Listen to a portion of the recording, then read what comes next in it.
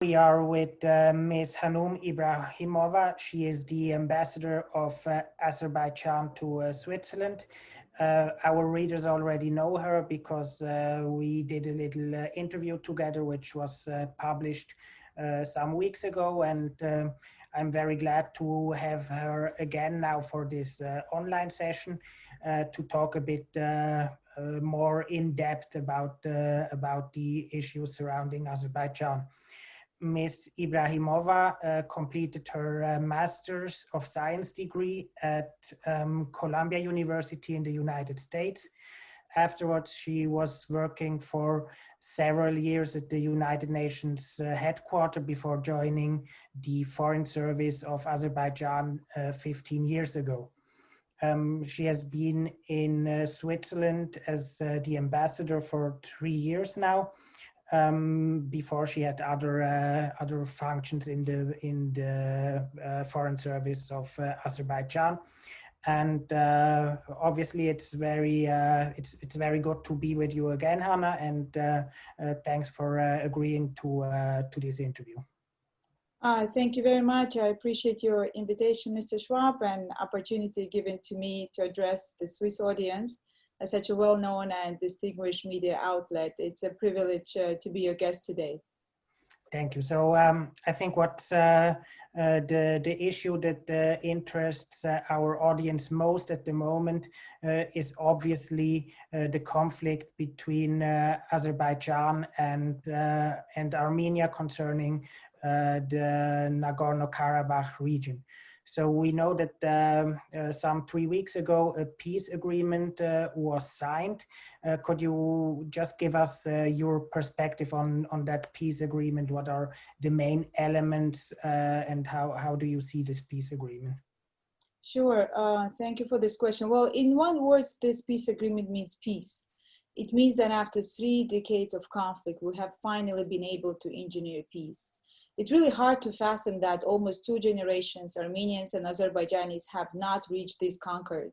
And now we have a real chance at it, a chance to secure a genuine reconciliation that naturally triggers economic strife of the region, hence lead to a brighter future. We are coming out of almost 30-year-long tragic tunnel, the magnitude of which crushed so many lives. The worst fighting in decades left thousands dead. We have around 3,000 fallen soldiers, heroes, during the Second Karabakh War, and it's heartbreaking to see how many lives were lost due to the dreadful tendency of the Armenian aggression, which tried to perpetuate the status quo for decades. And for us, despite such a profound loss of lives, we stand on the moral high ground. We can finally put to sleep the past behind us and concentrate on the promising future down the road. And our view of Nagorno-Karabakh in the coming future is vibrant. We believe in diversity, in reconciliation. We think that discrimination without reasoning can take people through dark paths of cruelty. We're also certain that economic development would trigger people to thrive as a multinational community on the condition of long-term peace. So going to the heart of your question, the cornerstone of this Moscow-facilitated ceasefire joint statement was to end the war with the withdrawal of the Armenian forces from the entire occupied territories of Azerbaijan and returning the IDPs back to their original homes in Nagorno-Karabakh, where they belong, and 7 surrounding regions of Azerbaijan. This also enables the unblocking of all transport communications and establishing the foothold for the advancement of the bilateral relations and long-term peace in the South Caucasus. I think that the pendulum has swung indeed for too long and too far. Is that also the general feeling in the population of Azerbaijan? The feeling of Azerbaijanis is that after 3 decades of struggle to liberate our lands, my people are united in the most genuine and wholehearted feelings for our motherlands, the feeling of pride, national dignity, and justice. We owe this victory, of course, to our martyrs, to the fallen soldiers who fearlessly liberated and fought for our lands, to our army, and certainly to our commander-in-chief. I just pray that for the proud mothers who lost their sons to have enough strength to cope with this profound tragedy and grief. And when it comes again to the feelings, Karabakh is and will be a place for those who believe in the peaceful coexistence of diverse communities. And in fact, I have to stress that our cultural values are similar to those that prevail here in Switzerland. Like you, this is part of our DNA. We're not a nation that has ever suffered from xenophobia, and our ancestors did not cultivate hatred between ethnic groups of religions, and many different ethnic groups within our country have historically been able to live side by side, just as you do here in Switzerland. Okay. So this is at the core of who we are as a nation, and we are committed to preserve that. But if you look at the international press reporting, media reporting, the conflict is often also portrayed in a religious sense, and it is often argued that Azerbaijan, as a Muslim majority state, wanted in some way to crush the Christian minority of Armenians. What do you say to this line of argument? Now that I've given numerous interviews to major Swiss media outlets, background interviews to many newspapers, I have to say that I saw that some journalists here in Switzerland have sympathy for the Armenian cause. Nevertheless, once you know legal facts of this conflict, I think it's incredibly, shall I say, unjust or unfair to be self-willingly trapped by this biased narrative of the strong Armenian lobby that you know is present in Switzerland. This conflict has nothing to do with religion. We are a secular country. The Armenian narrative that this is a holy war is false, obviously. This conflict is about the illegal occupation of the territories of the sovereign country of Azerbaijan. We never discriminate countries based on their religion, faith, ethnicity, identity, and we never had. Just by looking at the list of strategic economic and political partners of Azerbaijan, you will immediately see a very diversified number of religions and countries. As an example, you mentioned about the different religious communities. For example, Azerbaijan is home to more than 400,000 Christians, and there are many churches in Baku, including in Azerbaijan, including the Catholic Church, the Russian Orthodox Church of Archangel Mikhail, the Armenian Church of Saint Gregory, which is, by the way, in the heart of Baku. There is a Catholic Church of Immaculate Conception of the Blessed Virgin Mary in Baku. So having said that, I have to say that Christianity in my country is the second largest denomination after Islam. Similarly, there are also communities of Judaism in Azerbaijan, like Mountain Jews, Ashkenazi, and Georgian Jews. The Jewish community is one of the most active and influential religious communities overall in my country. And by the way, the synagogue that opened in Baku in, I believe it was 2003, is one of the largest in Europe. So with a diverse multicultural population, we're home to many ethnic groups like Lezgis, Armenians, Russians, Talish, Avars, Turks, and Tatars. That's why we shall continue strive to keep that, and in the same way, again, as Switzerland does. So this is by no means a religious war. This is a complete fabricated fake propaganda by the Armenian lobby. Okay, but let's take a moment with the Armenian perspective. So Armenians claim that they have been living in the region of Nagorno-Karabakh for a very, very long time historically, that historically it's part of Armenia. I know that this is contradicting international law. Under international law, it really is part of Azerbaijan, which is not disputed by anybody. But nevertheless, there has been a strong Armenian population in the region for many years. And what degree of autonomy do you think will be possible now under this peace agreement that has been brokered? I think Armenians have nothing to fear. Armenian fear is only the result of the 30 years of radicalization. and the only ones responsible for that radicalization are the successive governments of Armenia that exacerbated the hatred feeling and the feeling leading to this totally irrational set of minds. Don't forget that there are over 30,000 Armenians permanently living in peace in Azerbaijan. They have never suffered any oppression even throughout the conflict with Armenia. These are just facts. They can't, Armenians can't keep tiptoeing around the truth of reality. If they do harbor fear, it's because it's constantly fueled by their leadership.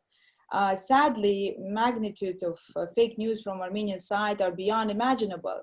So when you, if you want to go back to the history of the conflict, I have to say that history is very clear. Throughout centuries, whether under the rule of Russian Empire, Bolsheviks, or the Soviet Union, Nagorno-Karabakh has always been part of Azerbaijan. If we go further back in the history, at the beginning of 19th century, during the time of Russian Empire, Armenian populations were brought to South Caucasus after the Kurekchai, Gulistan, and Turkmenchai peace treaties and placed in Nagorno-Karabakh. The purpose of this population displacement was primarily to change the religious and ethnic composition in the newly conquered lands of the Russian Empire.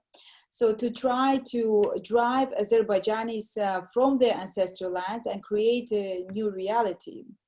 Today, you can read official Caucasus Bureau protocols dating back to July 1921 after the Bolshevik Revolution, clearly stating that Nagorno-Karabakh is part of Azerbaijan. More recently, it's clearly documented that all Soviet Union investments in Nagorno-Karabakh, such as building the railway in the 1970s and the Sarsang and Sugovushan water reservoirs, came out of the state budget of Azerbaijan. Also, if you indulge me, I feel it's absolutely pivotal for the audience here to turn to recent history to grasp the facts behind this conflict, which erupted in South Caucasus in 1988. So, following a rise in anti-Azerbaijani rhetoric, Armenia launched a full-blown military campaign against my country in 1991, eventually occupying Nagorno-Karabakh and the 7 surrounding regions.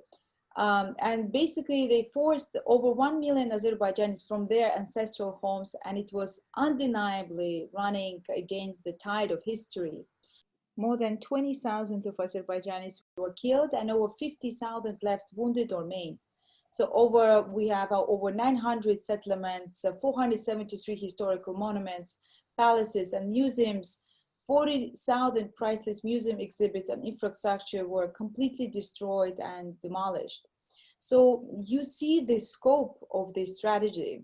Besides invading and occupying Nagorno-Karabakh, that's what usually media doesn't really stress on that, and expelling Azerbaijanis from Nagorno-Karabakh. And my people were expelled from all 7 regions. Those regions were densely populated by Azerbaijanis. Here are a few slides where well-known media outlets registered Armenian crimes. In early 1990s, the atrocities and massive killing of the innocent Azerbaijanis committed by the Armenian military forces were documented also by numerous independent sources and eyewitnesses of this horror. Just picture the scale. Over 1 million IDPs and refugees expelled from their ancestral lands, from Nagorno-Karabakh and 7 surrounding regions, Lachin, Kalbajar, Aghdam, Fizuli, Jabrail, Gubatli, and Zengilan. By the way, this is how well-known writer Thomas de Waal quoted what he saw in Aghdam after Armenian occupation. He compared once a thriving town of Aghdam to Hiroshima of the South Caucasus. Only in Hojali, more than 600 civilians, including 106 women, 63 children, 70 elderly, were massacred in just one night. Ethnic cleansing took place in all these occupied regions. People left everything behind. They had to almost run bare feet and freeze to death, ran for their life from their internationally recognized territories of Azerbaijan. Supporters of the Armenian lobby conveniently forget about the clear-cut fact that Armenia never honored and respected the highest body of the UN decision entity, the UN Security Council. And I would look at these resolutions, and so the pictures will be on the screen. So four adopted resolution 822, 853, 874, and 884, condemning the occupation and the use of force against the country and demanding immediate, full, and unconditional withdrawal of all Armenian forces from all the occupied territories of Azerbaijan. Unfortunately, at a great cost and against widespread international pressure, Armenia refused to abide to those resolutions, to abide to the international law. And Nagorno-Karabakh and its surrounding areas have remained under occupation by Armenia since the ceasefire of May 1994. With the current peace treaty, we implemented these resolutions. These people can now finally come back to their ancestral land after almost 30 years of exile. Let's also talk a bit about the relations between Azerbaijan and Switzerland. I know they are very important in economic terms. What can you tell us about that? So our relationship rests on very good, trustworthy ground, both politically and economically wise. To this day, our countries have signed over 20 agreements to facilitate business and investment, and there are currently more than 70 companies with Swiss capital operating in Azerbaijan. I must say that economic relations between our countries have benefited greatly from the stellar effort of the Azerbaijan and Swiss Intergovernmental Economic Commission, which, by the way, last met in Bern last summer. And also political consultations here, we hold it on a very high level quite steadily. Both countries cooperate closely in the financial area too. Azerbaijan is a member of the election group of the IMF and the World Bank, led by Switzerland, and regularly highlights the excellent work of this group. Can you give us maybe a couple of names of important Swiss companies that are doing business in Azerbaijan?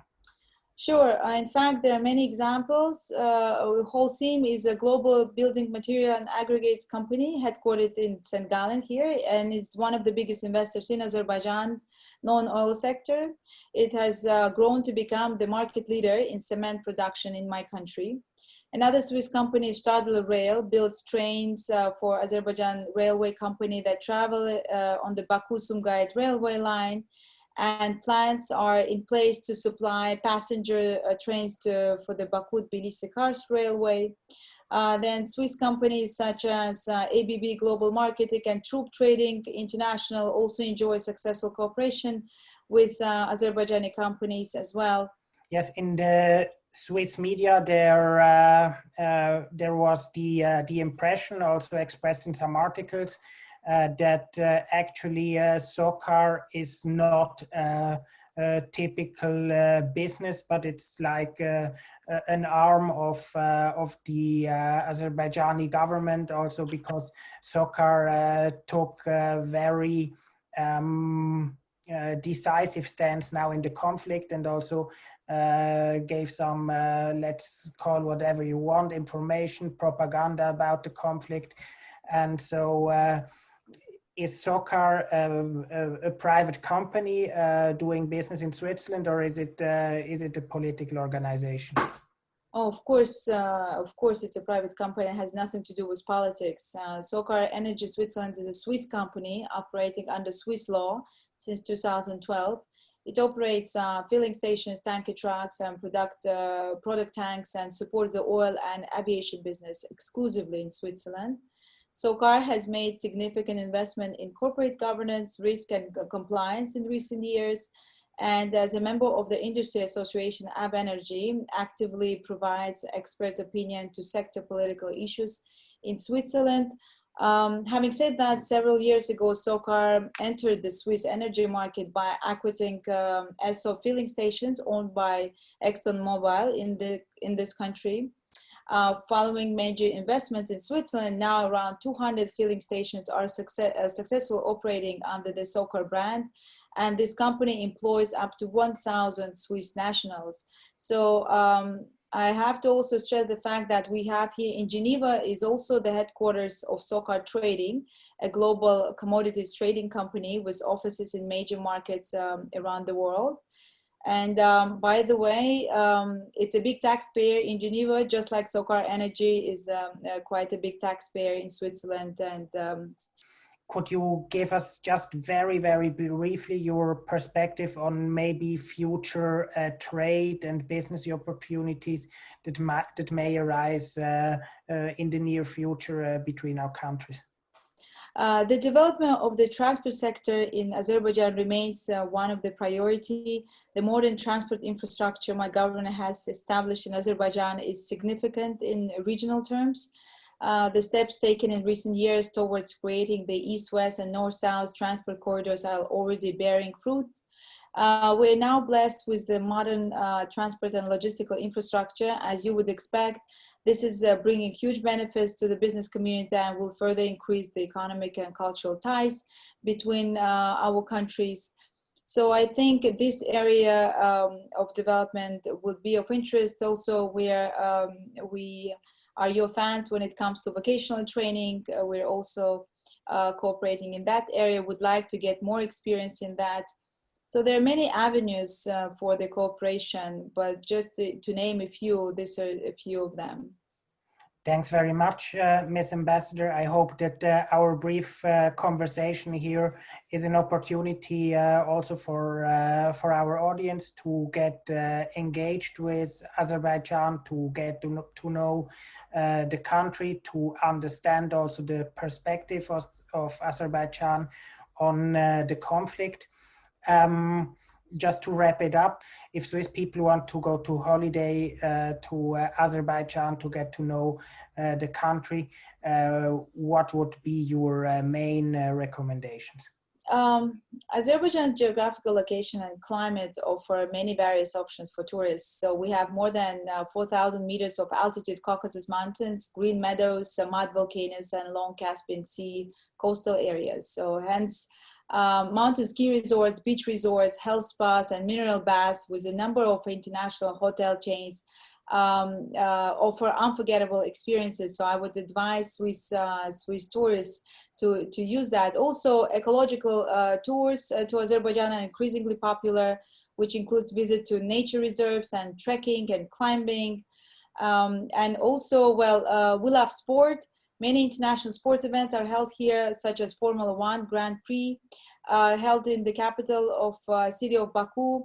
If you're a fan, I would like to invite you. As a matter of fact, during my tenure as an ambassador, we have hit another milestone, and we have signed a memorandum of understanding with Switzerland Tourism, and aimed at intensifying the ties in this area. Interestingly enough, Switzerland accounts for one of the leading sources of visitors to Azerbaijan.